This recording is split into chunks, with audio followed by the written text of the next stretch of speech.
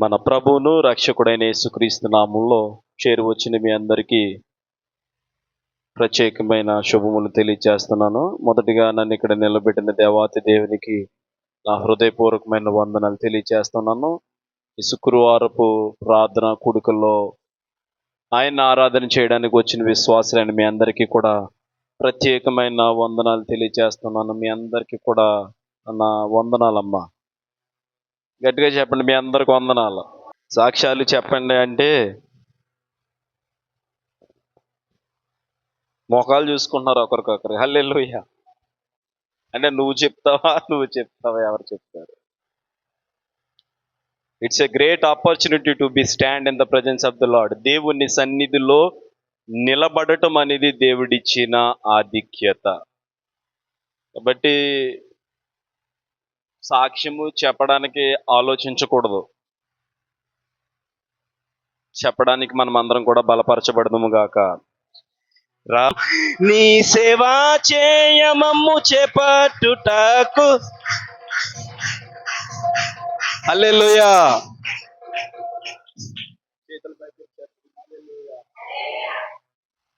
There is a joy in the presence of the lord. దేవుని సన్నిధిలో సంపూర్ణమైన సంతోషం ఉంటుందట. ఏదో ఎక్కడుందా కానీ నాకు కనబడతలేదంటే నేను ఏం చెప్పలేను. మనం అందరం చప్పట్లు కొట్టి ఆయన ఆత్మ సన్నిధానమును మనమందరం కూడా అనుభవించుదుముగాక. పాటలో చివరి చరణంలో రాయబడింది, అందమైన నీదు పరమానందపురమందు. పరమానందపురము ఈ లోకంలో ఎక్కడున్నది? Is there any address? ఆ పరమానందపురముకు చిరునామా ఈ లోకంలో మనకి ఎక్కడైనా కనబడతా ఉన్నదా? మీకు ఎక్కడైనా కనబడిందా? చెప్పండి, ఎక్కడుంది? దేవుడు మిమ్మల్ని అందరినీ దీవించును గాక. ఆ పరమానందపురము దేవుని సన్నిధి. హల్లెలూయా. దేవుని సన్నిధిలో దుఃఖం ఉండదు, బాధలు ఉండవు, శ్రమలు ఉండవు. ఏముంటది? కెరూపులు సెరూపులు ఏం చేస్తా ఉన్నారు? దేవుడిని స్తుతిస్తూ ఉన్నారు. అందమైన నీదు పరమానందపురమందు, అందమైన నీదు పరమానందపురమందు మేమందరము రావయ్యా యేసునాదా, మేమందరము రావయ్యా యేసునాదా. హల్లెలూయా. ఎంత గొప్ప దేవుడిని మనం ఆరాధన చేస్తా ఉన్నాము. దేవుని వాక్యాన్ని ధ్యానం చేసుకుందాము. అందరూ సిద్ధంగా ఉన్నారో వాక్యం వినడానికి? అమ్మా, నేను అడిగినప్పుడు ఓ ఓ చెప్పాలి మీరు అందరూ. వందనాలు, మీ అందరికి వందనాలు. దేవుడు వాక్యము ద్వారా మనందరితో మాట్లాడును గాక.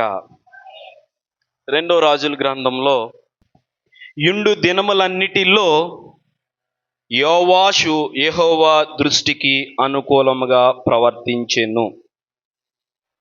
యాజకుడైన యెహోయాదు తనకు బుద్ధి నేర్పువాడే యుండు దినములన్నిటిలో యోవాషు యెహోవా దృష్టికి అనుకూలముగా ప్రవర్తించెను. ఇది నేటి మన వాక్య భాగము అయి ఉన్నది. ఇక్కడ 2 పేర్లు మనం నేర్చుకున్నాము. ఒకటి యాజకుడైన యెహోయాదు. అందరూ చెప్పండి, యెహోయాదు ఎవరు అని ఎవరైనా మిమ్మల్ని అడిగితే మీరు ఏం చెప్పాలంటే, యెహోయాదు అంటే ఎవరంటే యాజకుడు. అంటే దేవునిని ఆరాధన చేసేటువంటి పరిస్థితి ఎవరికొన్నది? యెహోయాదుకున్నది. సో యెహోయాదు ఏం చేస్తున్నాడంటే దేవునికి యాజకత్వమును జరిగిస్తున్నాడు. అయితే రెండో పేరు కూడా కనబడుతుంది, యోవాషు. చెప్పండి, రెండో పేరేంటి? యోవాషు కూడా మనకు కనబడుతున్నాడు. ఈ యోవాషు తర్వాత యెహోయాదు. మొదటి పేరు ఏం పేరు? యెహోయాదు. అందరు చెప్పాలి, మొదటి పేరు ఏం పేరు? రెండో పేరు ఏం పేరు? యెహోయాదు ఎవరు? యాజకుడు. యోవాషు ఎవరు? రాజుగా ఉన్నాడు. చూడండి, ఈ యోవాషుకు ఉన్నటువంటి ప్రత్యేకతను గనక మనం గమనించినట్లయితే, అతి చిన్న వయసులో రాజుగా ప్రతిష్ఠించబడినటువంటి విషయాన్ని మనము చూడగలుగుతాము. చాలా చిన్న వయసులో, అతి చిన్న వయసులో 7వ సంవత్సరములోనే రాజుగా అభిషేకించబడిన సందర్భాన్ని మనం వాక్యంలో చూడగలుగుతాము. 7వ సంవత్సరములోనే రాజుగా అభిషేకించబడిన వ్యక్తి ఎవరు? యోవాషు. చెప్పండి, ఎవరు? యోవాషు. అయితే ఈ యోవాషుకి ఫుల్ గైడెన్స్, యోవాషుకి పూర్తిగా అన్ని విషయములలో కూడా సలహాలు, సూచనలు ఎక్కడి నుంచి పొందుకుంటున్నాడంటే యెహోయాదు దగ్గర నుంచి అన్ని విషయాలు కూడా పొందుకుంటున్నాడు. ఇంకొక మాటలో చెప్పాలంటే యెహోయాదు యోవాషుకు బ్యాక్ బోన్గా ఉన్నాడు. అక్కడ అదే రాయబడి ఉన్నది, తనకు బుద్ధి నేర్పువాడై యుండు దినములన్నిటిలో యోవాషు యెహోవా దృష్టికి అనుకూలముగా ఉన్నాడు.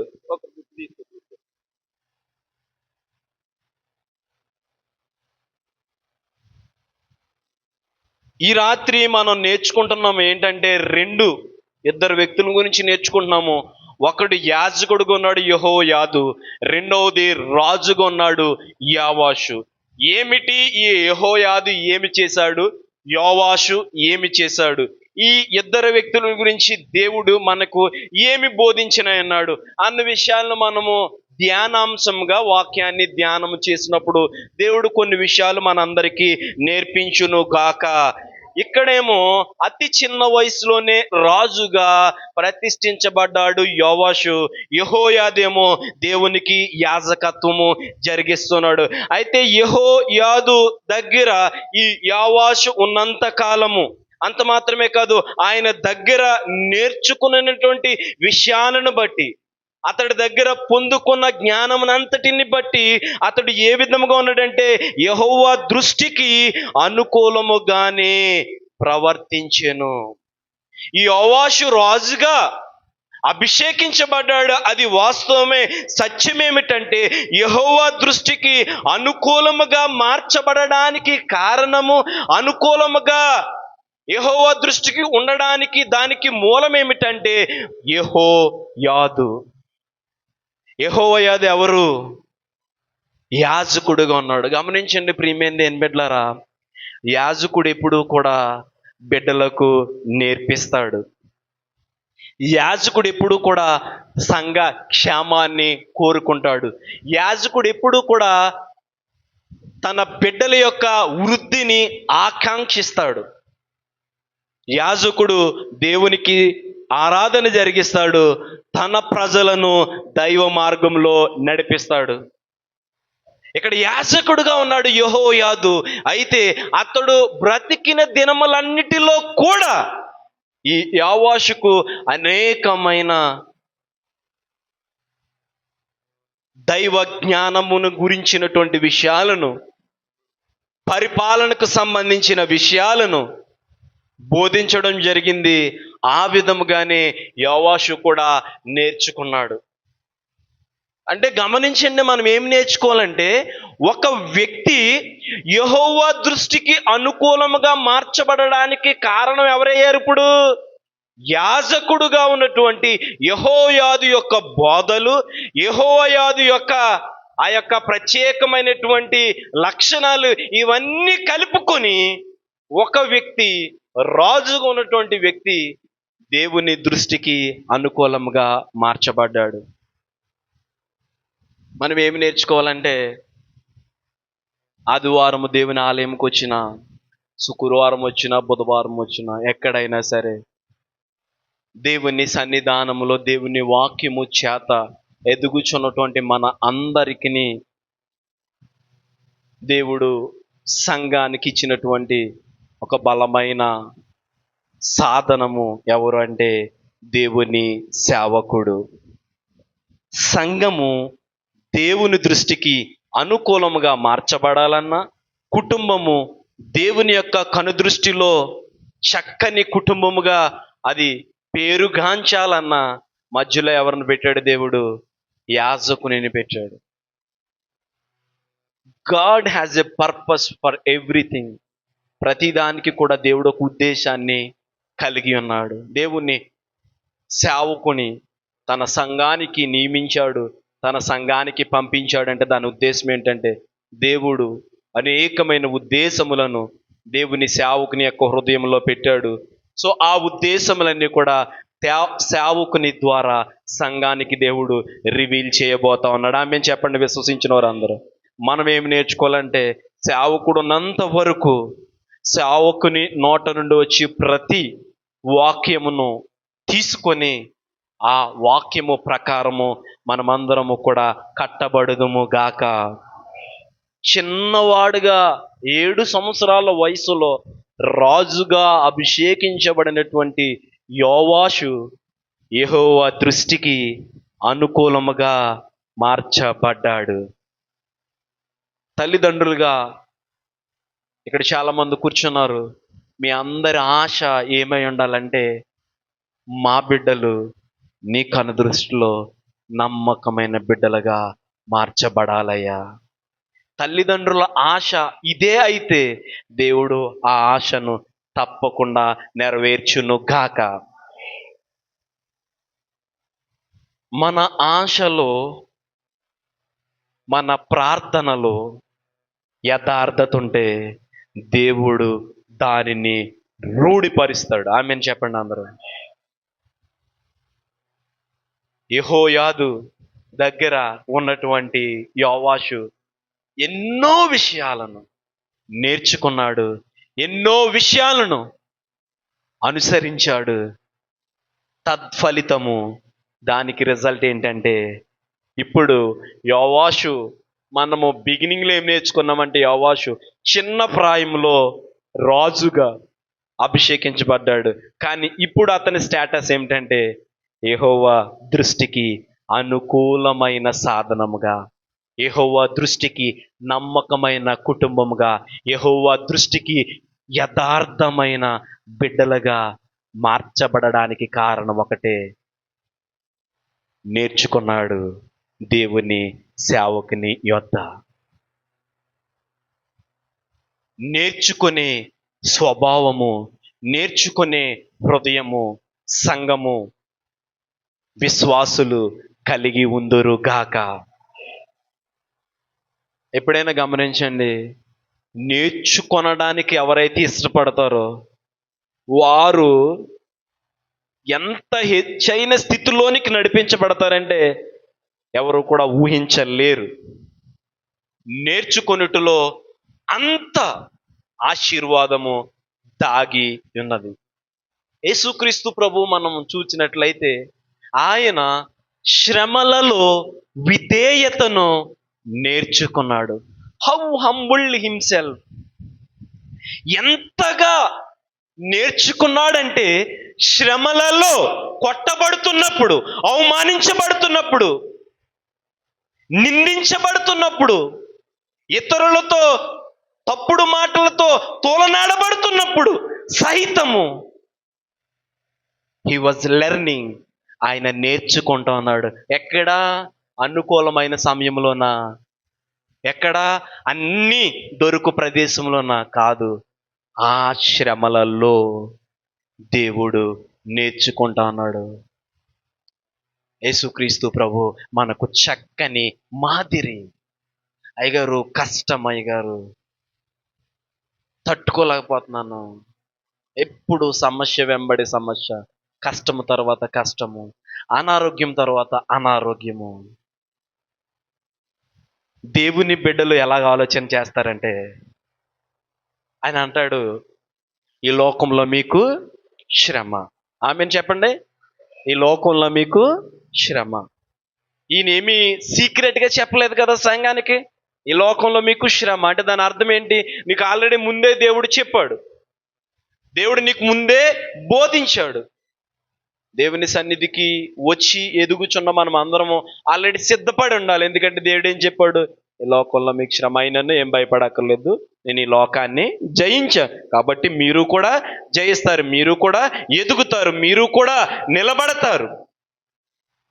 కాబట్టి ఇప్పుడు కష్టం వస్తున్నప్పుడు, శ్రమ వచ్చినప్పుడు, అవమానం చుట్టుముట్టేసినప్పుడు, అప్పుల బాధలతో భయంకరమైనటువంటి స్థితిలోనికి నెట్టబడుతున్నప్పుడు దేవుని బిడ్డలమైన మనము ఎలాగ ప్రవర్తించాలి, ఎలాగ ఉండాలంటే నేర్చుకునే స్వభావాన్ని కలిగి జీవించాలి. ఇక్కడ వరకు వచ్చేసిన సమస్యలు నేను ఇలా గెంటేస్తున్నా పక్కకి. నీ హృదయము, నీ స్వభావం ఎలా ఉండాలంటే అంత ప్రెషర్లో సైతము మనకున్న కష్టాలన్నీ కూడా ఏ పాటి మందులు వేసుకుంటే పోతుంది, డబ్బులు వస్తే అప్పులు తీరిపోతాయి, కష్టాలన్నీ కూడా భార్య భర్త బాగా మాట్లాడుకుంటే ఇంట్లో కష్టాలన్నీ కూడా పోతాయి. యేసుక్రీస్తు ప్రభు శ్రమను గనక మనం చూసినట్లయితే ఈ లోకంలో భూమి పుట్టింది మొదలుకొని ఇప్పటి వరకు కూడా అటువంటి శ్రమ అనుభవించిన వాడు మరి ఒకడు లేడు. అంత ఘోరమైన శ్రమను దేవుడు అనుభవించాడు. అయితే ఆయన చక్కని మాట, శ్రమలలో ఆయన ఏం నేర్చుకున్నాడు? విధేయతను నేర్చుకున్నాడు. సంఘము నేర్చుకోవాలి, విశ్వాసులు నేర్చుకోవాలి. దేవుడు తన సేవకుని ద్వారా మాట్లాడుతున్నప్పుడు ఏమి మాట్లాడడానికి ఇష్టపడుతున్నాడు? దేవుడు ఏమి నేర్పిస్తున్నాడు? ఏమి బోధిస్తున్నాడు? ఏ విషయాన్ని నాకు నేర్పిస్తున్నాడు?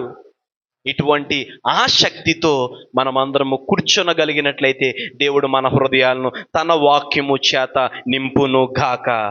ఇక్కడ గమనించండి,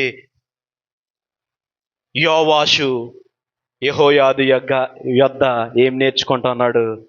బుద్ధిని నేర్చుకుంటున్నాడు అని చెప్పాడు కదా. అక్కడ ఏమని రాయబడి ఉన్నది? బుద్ధి నేర్పువాడే యుండు దినములన్నిటిలో. అంటే యెహోయాదు ఏం నేర్పిస్తున్నాడు? బుద్ధిని నేర్పిస్తున్నాడు. వాక్యం మనకి ఏం సెలవిస్తుందంటే బుద్ధి, జ్ఞానము, సర్వ సంపదలు ఆయన యందు గుప్తములన్నీ. దేవుని సన్నిధిలో దేవుడు మనకేమి నేర్పిస్తున్నాడు? బుద్ధి, జ్ఞానము, సర్వ సంపదలను ఏ విధముగా స్వతంత్రించుకోవాలో వాక్యం ద్వారా దేవుడు మనకు బోధిస్తున్నాడు. ఈ బుద్ధి, జ్ఞానము, సర్వ సంపదలు, if you want to get it, వీటిని నువ్వు పొందుకోవాలి అంటే నువ్వు నేర్చుకోవాలి. ఆమేన్ చెప్పండి. యెహోవా దృష్టికి అనుకూలముగా యోవాషు మార్చబడడానికి కారణం ఒకటే, నేర్చుకొనదగినటువంటి స్వభావము. ప్రతిదాన్ని కూడా నేర్చుకున్నాడు. ఎంత అలా నేర్చుకున్నాడంటే యెహోవా దృష్టికి అనుకూలముగా మార్చబడ్డాడు. మనము నేర్చుకోవాలి. ఎంతలా నేర్చుకోవాలంటే తల్లిదండ్రులుగా మనము నేర్చుకుంటే మన బిడ్డలు మనల్ని కొన్ని విషయాలు ఫాలో అవుతారు. మనము నేర్చుకోనకపోతే బిడ్డలు మన మాట వినరు, మన మాట లక్ష్య పెట్టరు. ఈ రాత్రి కాల సమయంలో దేవుని వాక్యమును మనమందరము కూడా నేర్చుకుందుము గాక. 2వ దినవృత్తాంతం గ్రంథం 24వ అధ్యాయం 1వ వచనము. యోవాషు ఏలన ఆరంభించినప్పుడు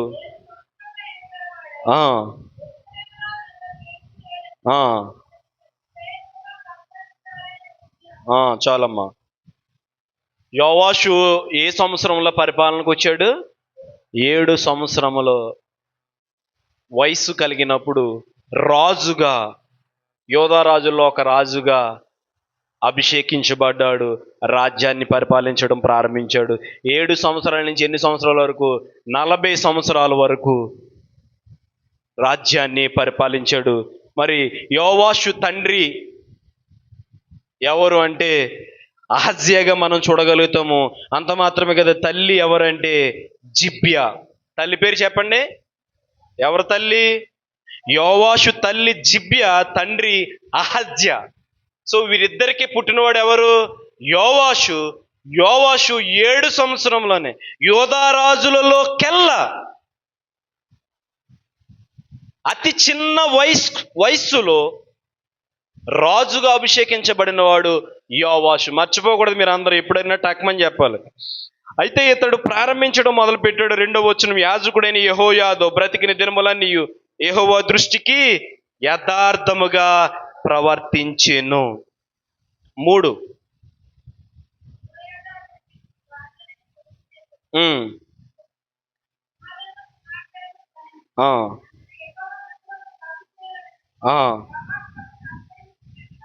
చాలమ్మా. ఇప్పుడు రాజుగా చిన్న వయసులోనే అభిషేకించబడ్డాడు. ఎవరు? యోవాషు. అందరూ చెప్పండి, ఎవరు? యోవాషు. రాజుగా 7 సంవత్సరముల వయసులోనే అభిషేకించబడ్డాడు, ఏలడము ప్రారంభించాడు. అయితే ఈ యోవాషు ఎక్కడ నేర్చుకున్నాడు? యెహోయాదు అనేటువంటి యాజకుడి దగ్గర అన్ని విషయాలు నేర్చుకుంటున్నాడు. నేర్చుకున్న దానిని బట్టి యెహోవా దృష్టికి అనుకూలంగా మార్చబడ్డాడు యోవాషు. అయితే యెహోవా దృష్టికి అనుకూలంగా మార్చబడిన తర్వాత యెహోయాదు దగ్గర కొన్ని విషయాలను నేర్చుకున్న తర్వాత అంతటా యెహోవా మందిరమును బాగు చేయవలనని యోవాషునకు తాత్పర్యము పుట్టెను. ఇప్పుడు నేర్చుకోవాలి ఏంటంటే, సత్యమైనది లోపలికి ప్రవేశించినప్పుడు అసత్యం అంతా కూడా తొలగిపోతుంది. ఇప్పుడు సత్యమైనటువంటి వాక్యమును యోవాషు యెహోయాదు నుండి పొందుకుంటున్నాడు, బుద్ధిని నేర్చుకుంటున్నాడు, జ్ఞానాన్ని నేర్చుకున్నాడు. ఇప్పుడు నేర్చుకున్న దానిని బట్టి దైవీకమైనటువంటి విధానంలో ఆలోచన చేయడం మొదలుపెట్టాడు. అంటే ఇప్పుడు లోపలికి ఏమొచ్చింది? దైవ జ్ఞానం వచ్చింది. ఆమె చెప్పండి అందరూ. దేవుని సన్నిధిలో కూర్చొని ఏమి నేర్చుకున్నారంటే, ఇప్పటి వరకు లోకపు తలంపులన్నీ కూడా మీ హృదయంలో నింపబడి ఉన్నవి. దేవుని సన్నిధికి వచ్చిన తర్వాత దేవుడు తన వాక్యము చేత మనల్ని నింపుతూ ఉన్నాడు. నింపబడిన తర్వాత ఇప్పుడు మన ఆలోచనలు ఎలా ఉంటాయి? రాకమునిపేమో లోకము దాని ఆశల చుట్టూ తిరుగుతుంటాయి మన ఆశలు. లోపలికి వచ్చిన తర్వాత దేవుని వాక్యము మనలో పనిచేయటం ప్రారంభించుతుంది. హల్లెలూయా. ఇక్కడ గమనించండి, అంతటా యెహోవా మందిరమును బాగు చేయవలనని యెహోవాషుకు తాత్పర్యము పుట్టెను. యోవాషుకు తాత్పర్యము పుట్టెను. పడిపోయిన మందిరమును బాగు చేయాలని ఆశ కలిగింది. పడిపోయిన మందిరాన్ని కట్టడానికి బయలుదేరాడు. ఆ పడిపోయిన మందిరమును కట్టడానికి అవసరమైన ప్రతి వనరులను కూడా మరి యోవాషు వినియోగించుకున్నాడంటే అతిశయోక్తి లేదు. ప్రియమైన దేవుని బిడ్డలారా, 5వ వచనం, అతడు యాజకులను లేవీలను సమకూర్చి, మీరు యోధా పట్టణములకు పోయి మీరు దేవుని మందిరమును బాగు చేయుటకే ఇశ్రాయేలీయులందరి యొద్ద నుండి ధనమును ఏటేటా సమకూర్చుట, ఈ కార్యముని మీరు త్వరపెట్టవలనని వారికి ఆజ్ఞాపించును. వారి దానిని త్వరగా చేయకపోయినందున. అంటే ఇప్పుడు ఎలా మార్చబడిపోయాడు? పాడైపోయినటువంటి దేవుని మందిరమును కట్టడానికి పురుకొల్పబడుతున్నాడు. దానికోసము చాలా త్వరపడతా ఉన్నాడు. ఇప్పుడు ఎలాగ మార్చబడ్డాడంటే, పాడైపోయినటువంటి దేవుని మందిరాలను కట్టబడడానికి పరిగెడతా ఉన్నాడు. అంటే యెహోయాదు యొద్ద నేర్చుకొనక మునుపు ఇతడికి జ్ఞానము లేదు. నేర్చుకున్న తరువాత, బుద్ధి జ్ఞానము పొందుకున్న తర్వాత ఇదిగో రైట్ వేలో ఆలోచన చేస్తున్నాడు. ఏమిటి ఆలోచన అంటే, దేవుని సంఘాన్ని బాగు చేస్తున్నాడు, దేవుని సంఘాన్ని కడతా ఉన్నాడు, శిథిలమైపోయిన సంఘాన్ని పునర్నిర్మిస్తా ఉన్నాడు యోవాషు. ఈ రాత్రి కాల సమయంలో మనం అందరం కూడా నేర్చుకోవాలి ప్రియమైన దేవుని బిడ్డలారా. ఎప్పుడు సరి అయిన సత్యమైన ఆలోచన మనము చేయగలుగుతామంటే లోపల దేవుని వాక్యం ఉంటేనే సరి అయిన మంచి ఆలోచన మనము ఆలోచించగలుగుతాం. దేవుని వాక్యము గనక, దేవుని జ్ఞానము గనక మన హృదయములో లేకపోయినట్లయితే మన ఆలోచనలు కూడా లోకా సంబంధమైన ఆలోచన చేస్తాము. నేర్చుకున్నాడు కాబట్టి, జ్ఞానాన్ని పొందుకున్నాడు కాబట్టి, పడిపోయిన శిథిలమైపోయిన దేవుని మందిరాన్ని కట్టడానికి పూనుకున్నాడు, త్వరపడతా ఉన్నాడు. దేవుని కార్యాలు చేయడానికి, దేవుని పనిలో నిమగ్నం అవడానికి. దేవుని బిడ్డలమైన మనము ఎన్నో సంవత్సరాలుగా దేవుని వాక్యాన్ని నేర్చుకుంటున్నాము, దైవ జ్ఞానాన్ని పొందుకుంటున్నాము. మన మాట తీరు ఏ విధంగా ఉన్నది? మనము చూసే చూపు ఏ విధముగా ఉన్నది?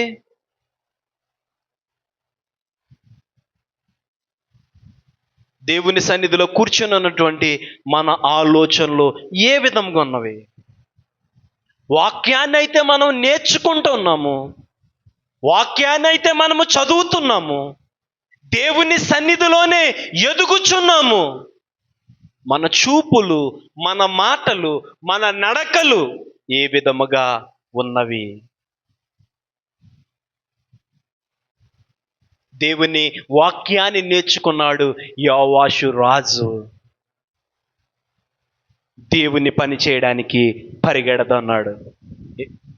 మనం ఏమి నేర్చుకోవాలంటే, దేవుని వాక్యాన్ని నేర్చుకుంటున్న మనము మన కుటుంబాలని కట్టుకోవాలి, మన బిడ్డలను దేవుని మార్గములో నడిపించుకోవాలి. ఇప్పుడు వరకంటే నీకు నడిపించడం తెలియదు, ఇప్పుడు వరకంటే నీకు పెద్దగా ఏమీ అనుభవాలు లేవు దైవ సంబంధమే. ఇప్పుడైతే దేవుడు నీకు నేర్పిస్తా ఉన్నాడు.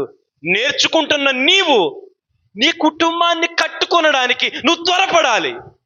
నీ బిడ్డలను దేవుని మార్గంలో నడిపించడానికి నువ్వు ఆయత్తపడాలి. ఆడే వస్తాడులే, వాళ్ళే నేర్చుకుంటారులే, ఆయన కుదిరినప్పుడు వస్తాడులే, దేవుడు హృదయంలో ఉంటాడులే, ఆడికి వెళ్ళాలేంటి? లేదు ప్రియమైన దేవుని బిడ్డలారా, యెహోవా సన్నిధి సమీపంగా ఉన్నప్పుడు మనం ఏమి చేయాలి? ఆయన సన్నిధిని వేడుకోవాలి, ఆయన సన్నిధిని సమీపించి ఆయన ఆరాధన చేయాలి. నేర్చుకుంటున్నాము, క్రియలలో కనబడుతున్నవా? వాక్యం సెలవిస్తుంది, యోవాషు చిన్నవాడిగా అభిషేకించబడ్డాడు రాజుగా. సెట్టన్ పీరియడ్ వచ్చింది, ఒక కాలం వచ్చింది. ఇప్పుడు యెహోవా దృష్టికి అనుకూలముగా మార్చబడ్డాడు. సంవత్సరాలు గతించిపోతున్నాయి. చిన్నప్పటి నుండి దేవుని వాక్యాన్ని నేర్చుకుంటున్నాము, దేవుని వాక్యాన్ని చదువుతున్నాము. మనము మాట్లాడితే దేవుని దీవెన, దేవుని సమాధానము మన నోట నుండి వస్తుందా? ప్రతి విధమైన వ్యర్థ మాటలు మన నోట నుండి వస్తున్నాయా? ఏమి నేర్చుకుంటున్నాం? నేర్చుకుంటే నువ్వు త్వరపడతావు, నేర్చుకుంటే నువ్వు ఆయత్తపడతావు, నేర్చుకుంటే నీవు ఏ విధంగా మార్చబడతావు అంటే, నువ్వు కూర్చోవడము కాదు, నేను, నా కుటుంబము, నా బిడ్డలు, నేను, నా భర్త, నా బిడ్డలు పరుగు పెట్టాలి, ఆశపడాలి, వేగిరపడాలి, దేవుని సన్నిధిలో కూర్చొని దేవుడిని ఆరాధన చేయడానికి. దేవుని నామానికి మహిమ కలుగును గాక. ఏ విధమైన ఆశను మనము కలిగి జీవిస్తున్నాము? మార్పు అనేది చాలా అవసరము. ఆ మార్పు దేవునికి అనుకూలముగా ఉండును గాక.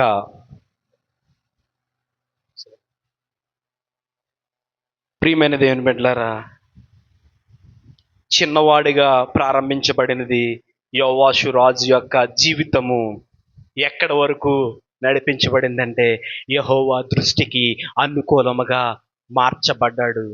ఎప్పుడో ప్రారంభించో మన క్రైస్తవ జీవితము, మన కుటుంబంలో సమాధానం ఉన్నదా? మన కుటుంబంలో రక్షణ ఉన్నదా? మన కుటుంబంలో ఉన్న ప్రతి ఒక్కరూ దేవుడిని ఆరాధన చేయగలుగుతున్నారా? మనం అనుకుంటాము, నేను వస్తున్నాను కదా, మా బిడ్డలు కుదిరినప్పుడు వస్తారు, మా భర్త అతనికి వీలున్నప్పుడు వస్తాడు. దేవుని సన్నిధి దగ్గర ఉన్నప్పుడు, చేతిలో వస్తువు ఉన్నప్పుడు విలువ తెలియదు,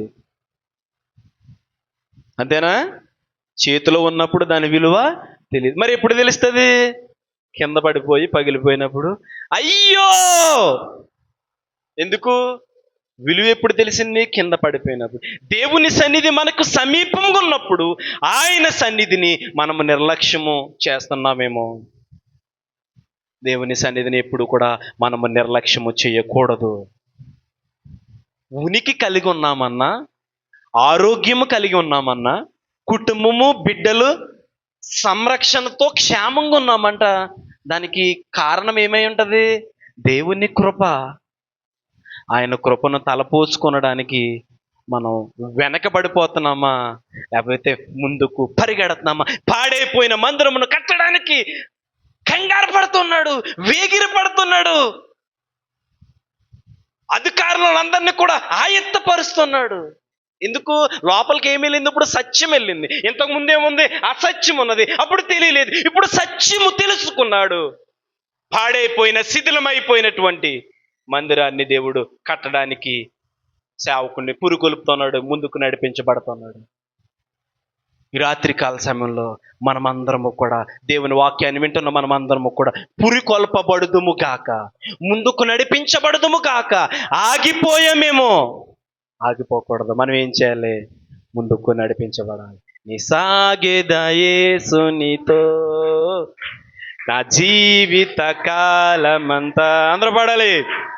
నీ సాగేదా యేసునితో నా జీవిత కాలమంతా, యేసుతో నడచేదా, యేసుతో సాగేదా, యేసుతో నడచేదా, యేసుతో సాగేదా. పరమున చేరగానే వెళ్ళేదా,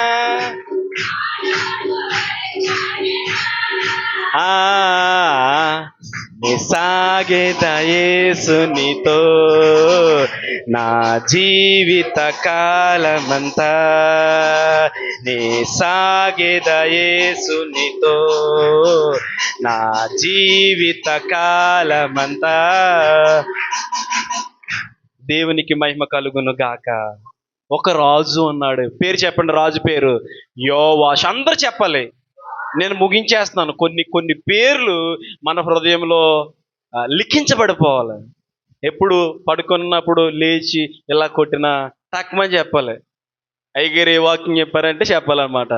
యోవాషు అనే రాజు ఉన్నాడు, యెహోయాదు అనే యాజకుడు ఉన్నాడు. యెహోయాదు యొద్ద ఎవరు నేర్చుకుంటున్నాడు? యోవాషు అనే ఒక రాజు. గుర్తుపెట్టుకోండి, రాజుకు లేదు, న్యాయాధిపతులకు లేదు, ఎవరికి లేని ధన్యతను దేవుడు ఎవరికి ఇచ్చాడు? దేవుని సేవకునికి ఇచ్చాడు. రాజులైనా ఎంతటి వారైనా సరే దేవుని సేవకుని యొద్ద నేర్చుకొనవలసినది. గొప్ప ఆధిక్యత దేవునిని సేవ చేయటము. రాత్రికాల సమయంలో ఎంత గొప్ప ఆధిక్యతను దేవుడు సేవకుడికి ఇచ్చాడు. కాబట్టి మనం అందరం ఏమి చేయాలి? నేర్చుకోవాలి దేవుని వాక్యమును. ఇక్కడ గమనించండి, ఇప్పుడు ఏం చేస్తున్నాడు? దేవుని దృష్టికి అనుకూలమైన తరువాత రైట్ వేలో పడ్డాడు, రైట్ ట్రాక్లో పడ్డాడు. ఇప్పుడు ఏం చేస్తున్నాడు? పాడైపోయిన మందిరాలనే కడుతున్నాడు. కట్టిన తర్వాత బాగానే ఉన్నది. ఇప్పుడు మనం నేర్చుకోవాలి. 17వ వచనం చదవండి. 2వ దినవృత్తాంత గ్రంథం 24వ అధ్యాయం 17. యెహోయాదా చనిపోయిన తరువాత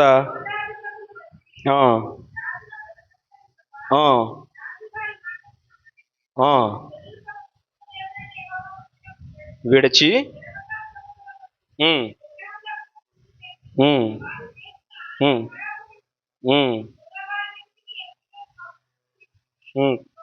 చాలమ్మా. ఇప్పుడు మనం ఏమి నేర్చుకున్నాం? మొదటి వ్యక్తి పేరు ఏం పేరు?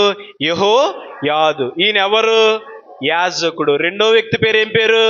యోవాషు. మాకు తెలుసు అన్నాను అనుకోకండి, నేర్చుకుంటారని చెప్తున్నాను. అయితే గమనించండి, ఇప్పుడు యెహోయాదు యాజకత్వము చేస్తూ చేస్తూ ప్రభు సన్నిధిలో నిద్రించాడు, అంటే చనిపోయాడు. చనిపోయిన తరువాత ఇప్పుడు రెండో భాగం ప్రారంభించబడింది. ఎలాగ ప్రారంభించబడిందంటే, జనులు తమ పితరుల దేవుడైన యెహోవా మందిరమును విడచి దేవతా స్తంభములను విగ్రహములకును పూజ చేసిరి. యెహోయాదు బ్రతికిన దినములన్నిట దేవునికి అనుకూలంగా జీవించిన యోవాషు అనే రాజు యెహోయాదు ఎప్పుడైతే చచ్చిపోయాడో, చనిపోయిన తరువాత అక్కడ ఉన్నటువంటి వారందరూ కూడా, యోధా అధిపతులందరూ రాజునకు నమస్కరింపగా, యోవాషుకు నమస్కరింపగా రాజు వారి మాటకు సమ్మతించెను. అక్కడ ఉన్నటువంటి అధిపతులు వీరందరూ ఏమి చేస్తూ ఉన్నారంటే విగ్రహారాధనను జరిగించడానికి ఇష్టపడ్డారు. అంత మాత్రమే కాదు, పితరుల దేవుడైన యెహోవా మందిరమును విడచి, దేవుని సన్నిధిని విడిచి ఇప్పుడు ఏం చేస్తున్నారు? విగ్రహారాధన చేస్తున్నాడు. ఇదిగో ఈ యోవాషు అనే రాజు వాటిని ప్రోత్సహిస్తా ఉన్నాడు. ఇతను ముందేమిటి? దేవుని దృష్టికి అనుకూలంగా మార్చబడ్డాడు. ఇప్పుడు చనిపోయిన తరువాత, యెహోయాదు చనిపోయిన తరువాత విగ్రహారాధనను ఎంకరేజ్ చేస్తా ఉన్నాడు. ఎప్పుడు మనం ఆలోచన చేద్దాం, ఏమి నేర్చుకున్నాడు యోవాషు అనే రాజు? ఏమి పొందుకున్నాడు యోవాషు అనే రాజు? మనిషి ఉన్నప్పుడు ఒకలాగా, మనిషి లేనప్పుడు వేరొకలాగా మాట్లాడుతున్నామా? అందరితో కలిసినప్పుడు ఒక విధముగా, ఒంటరిగా ఉన్నప్పుడు వేరే విధముగా ప్రవర్తిస్తా ఉన్నామా? దేవుని సన్నిధికి వచ్చినప్పుడు పరిశుద్ధముగా, దేవుని సన్నిధికి వచ్చినప్పుడు నీతిమంతులముగా, దేవుని సన్నిధికి వచ్చినప్పుడు భక్తిపరులముగా దేవుడిని ఆరాధన చేస్తూ, దేవుని నామాన్ని కనపరుస్తూ, పాటలు పాడుతూ, దేవుణ్ణి స్తుతిస్తూ, దైవికమైన కార్యక్రమాలన్నిటిలోనూ కూడా పాల్గొంటూ, ఒంటరిగా ఉన్నప్పుడు, చీకటిగా ఉన్నప్పుడు మనస్సును అదుపు చేసుకొనక జీవిస్తున్నామా? ఏమి అర్థము చేసుకోవాలి యోవాషు రాజును గురించినటువంటి వ్యక్తిత్వాన్ని? యెహోయాదు బ్రతికిన దినములన్నిట, అంటే ఆయన కనబడినప్పుడు అన్నిట కూడా, ఆయన కళ్ళ ముందు వచ్చినప్పుడు ఎప్పుడు చూసినా భక్తిపరుడుగా, యథార్థవంతుడుగా, ప్రార్థనాపరుడుగా, మంచివాడిగా కనబడ్డాడేమో, జీవించాడేమో.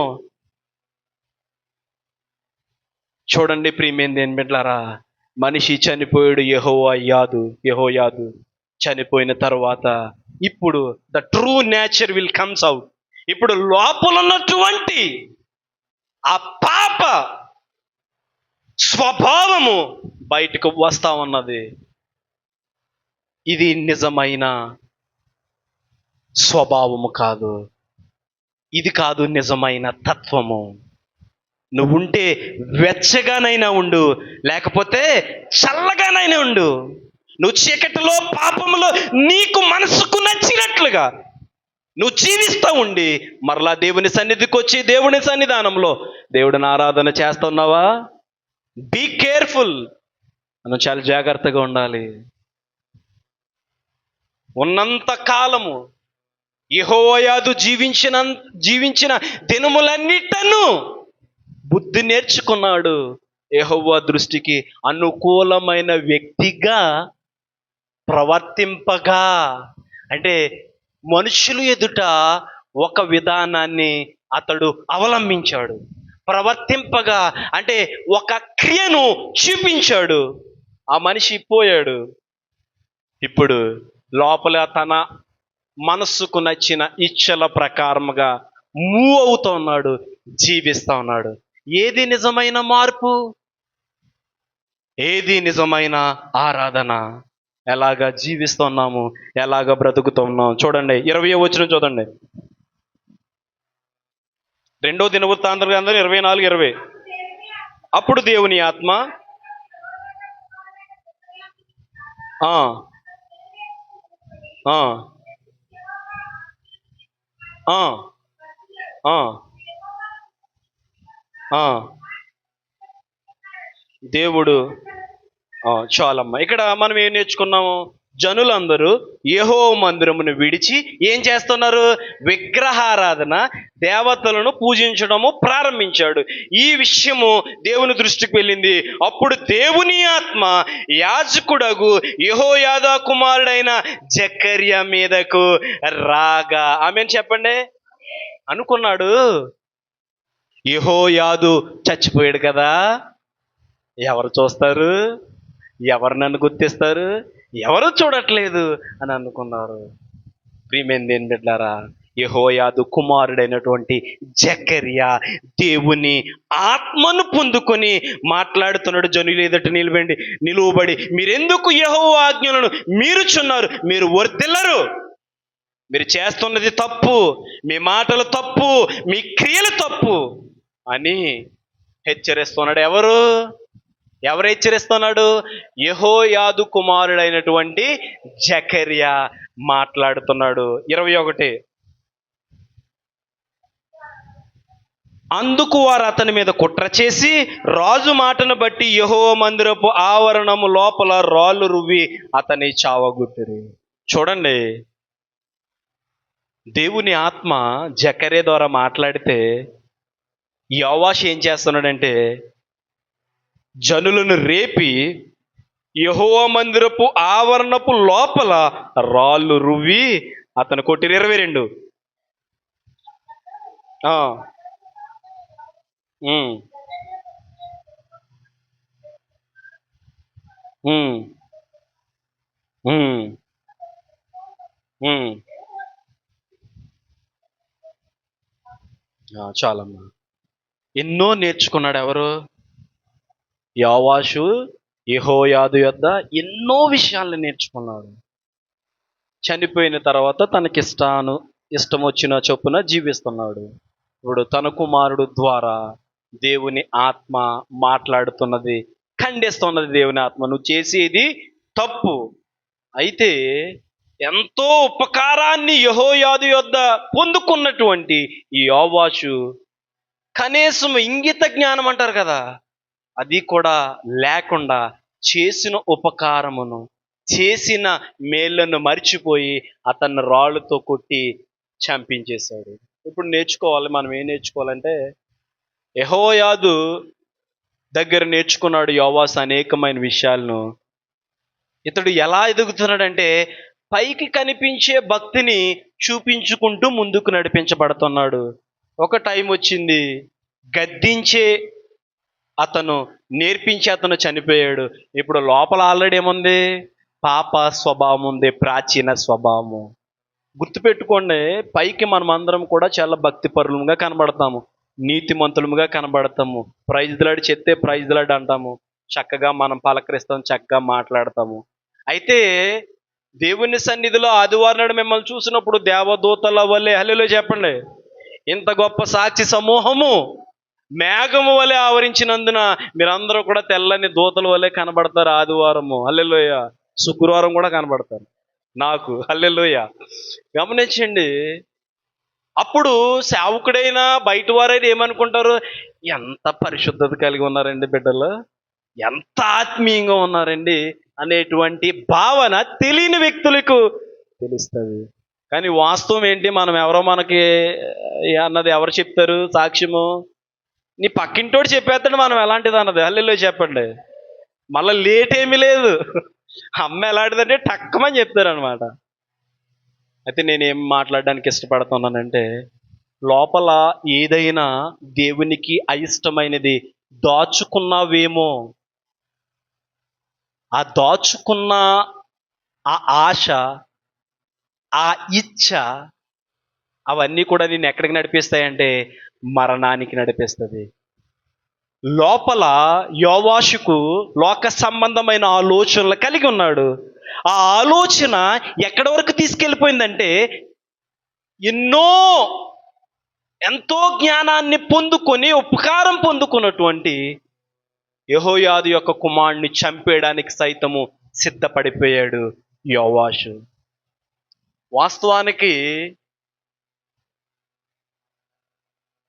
పొందుకున్న మేలును బట్టి కృతజ్ఞత అనేది ఎవరికైనా ఉంటుంది.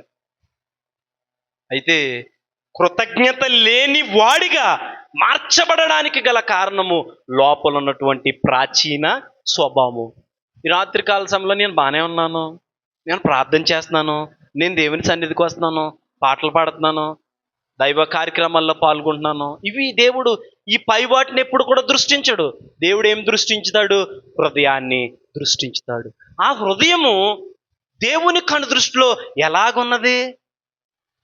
దేవుని ఆత్మచేత, దేవుని వాక్యము చేత నింపబడి ఉన్నదా మన హృదయము?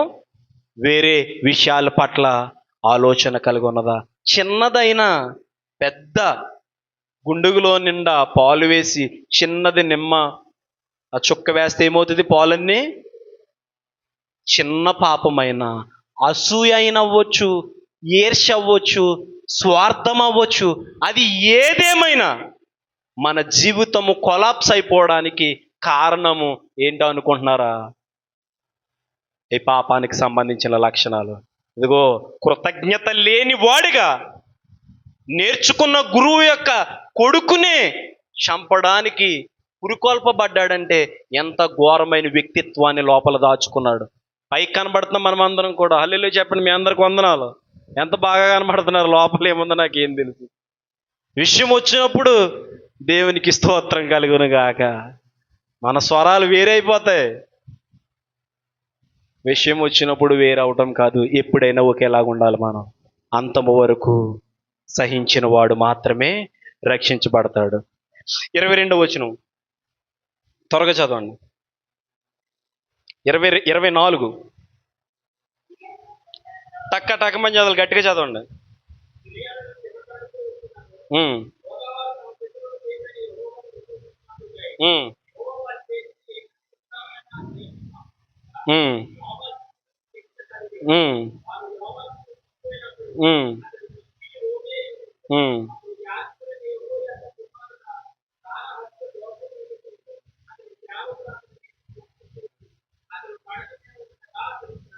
ఉమ్, ఉమ్, ఉమ్. ఆమేన్. రాజుల సమాధులలో అతనిని ఎవరిని? యోవాషుని. వాస్తవానికి యోవాషు ఎవరు? రాజు. రాజుని ఎక్కడ పాతి పెట్టాలి? ఇప్పుడు ఎక్కడ పాతి పెట్టారు? ఎక్కడో బయట పొలిమేరలో పాతి పెట్టేసి. ఎందుకు? ఇంత భయంకరమైనటువంటి రోగంతో చాలా చెప్పాలి, టైం అవుతుంది కాబట్టి నేను ముందుకు వెళ్తా ఉన్నాను. ఇంత ఘోరమైనటువంటి మరణాన్ని పొందుకున్నాడు, భయంకరమైన వ్యాధితో చచ్చిపోయాడు. రాజులు సమాధి చేసే స్థలంలో కాకుండా ఎక్కడో బయట ఊరు పేరు తెలియని వాడుగా అతన్ని సమాధి చేశాడనేటువంటి భావాన్ని మనం చూడవచ్చు.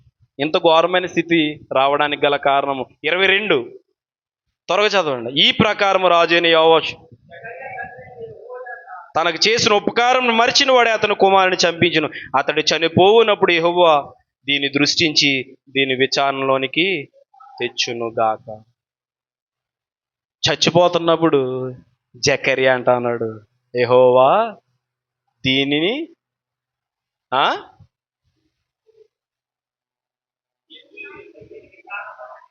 దృష్టించి దీనిని విచారణలోనికి. చచ్చిపోతున్నప్పుడు జకర్యా యొక్క స్టేట్మెంట్ చూడండి ప్రియమైన దేని బిడ్డలారా.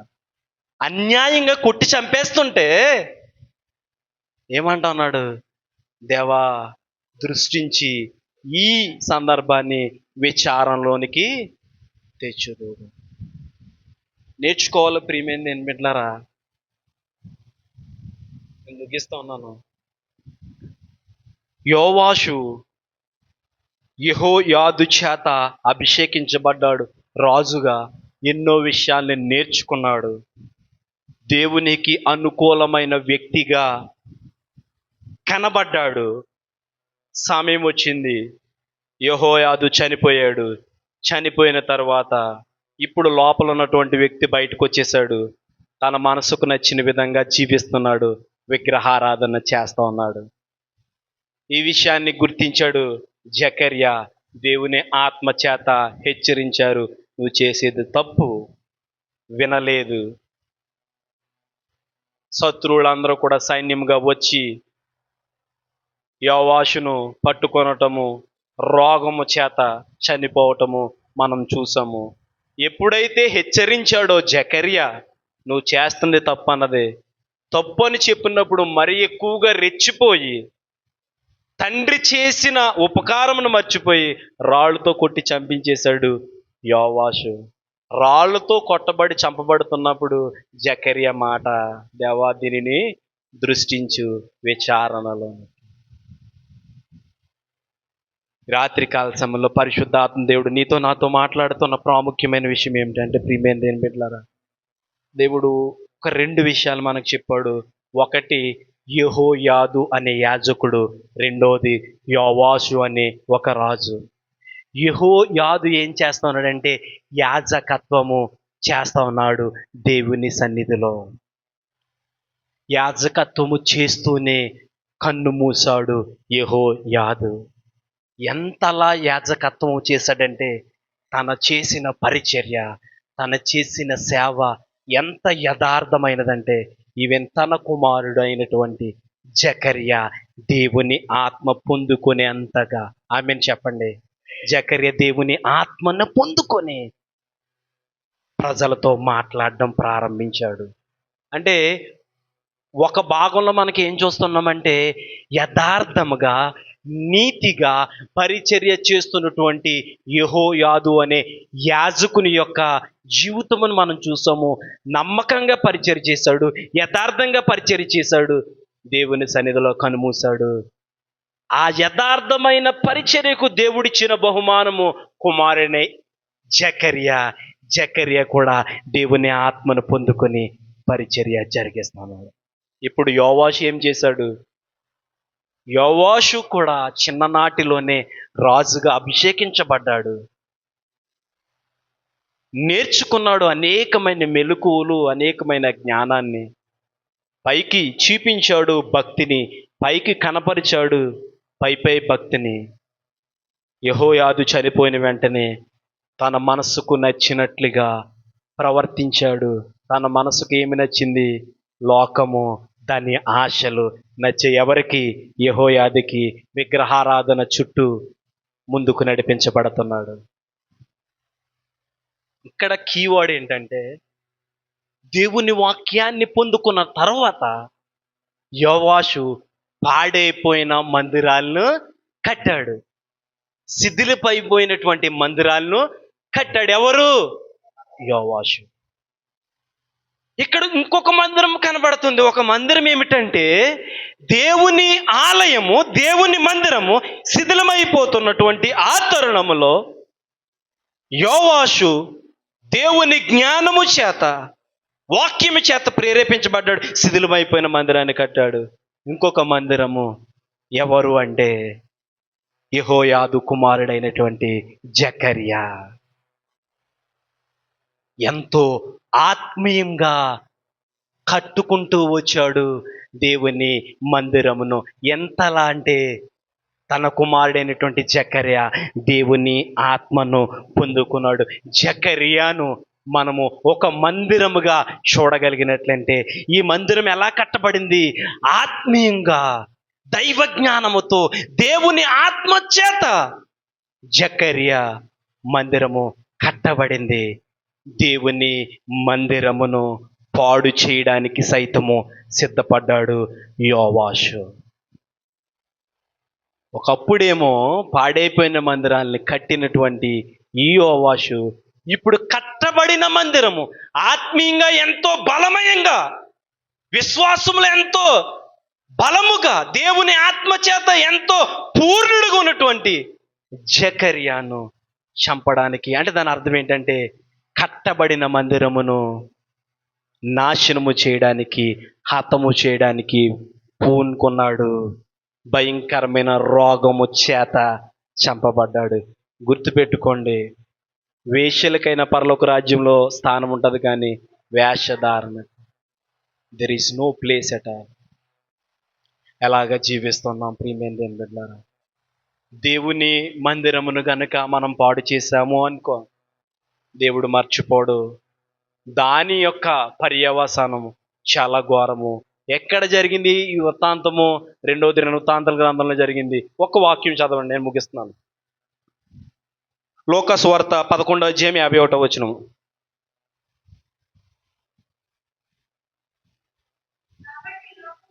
లోకము పుట్టినది మొదలుకొని అనగా ఆ, ఆ, ఆ, ఈ తరము వారు విచారింపబడుదురు.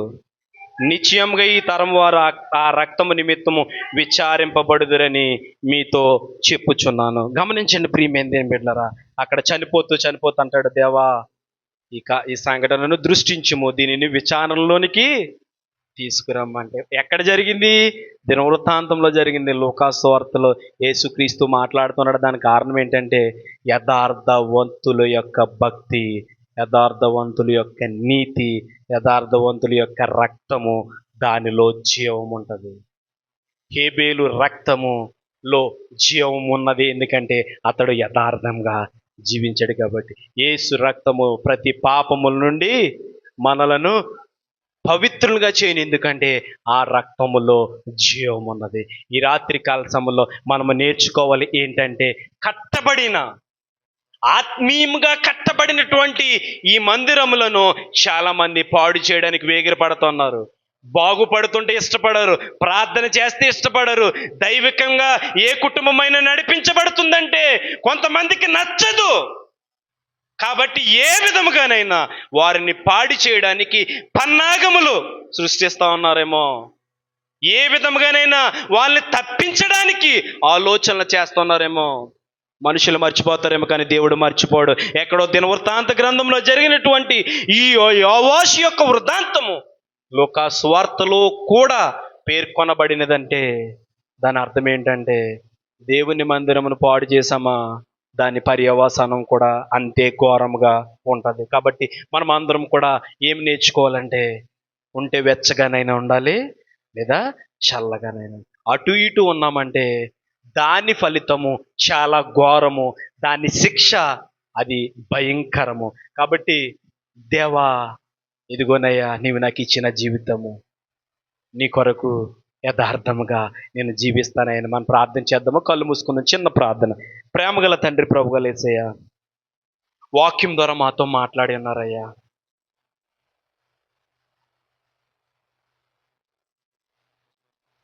నిశ్చయముగా తండ్రి, యెహోయాదు ప్రవక్త ద్వారా యోవాషు అనే రాజుని గురించి మాతో మాట్లాడి ఉన్నారు ప్రభువా.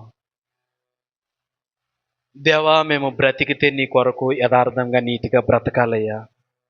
లోకంలో జీవిస్తూ దేవుని సన్నిధిలో ముందుకు నడిపించబడుతూ, దేవుని సన్నిధిలో జీవిస్తూ లోకంలో కూడా నడుస్తూ ఉన్నామేమో. దయతో మమ్మల్ని క్షమించండి ప్రభువా. నీ కొరకు జీవించే భాగ్యమును మాకు దయచేయండి, మమ్మల్ని బలపరచండి, నీ కృపలో ముందుకు నడిపించమని విత్తబడిన వాక్యము నీరు కట్టి ఫలింపజేయును గాక. మేమందరం యథార్థంగా జీవించే కృపను మాకు దయచేయమని యేసు నామమున అడుగుచున్నాను తండ్రి, ఆమేన్.